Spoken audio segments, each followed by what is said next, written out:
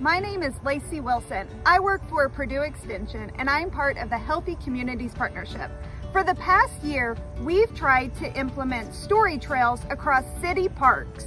We placed our first one at Garvin Park in October of 2020. And we would like to place our next one right here at Akin Park. You might be wondering what a story trail is. A story trail is basically taking a children's book and putting each page of the book on a large sign that is then placed throughout a park or green space. Families can then come and enjoy the park, walk through the park, read the story, and come back week after week to enjoy our great parks in Evansville.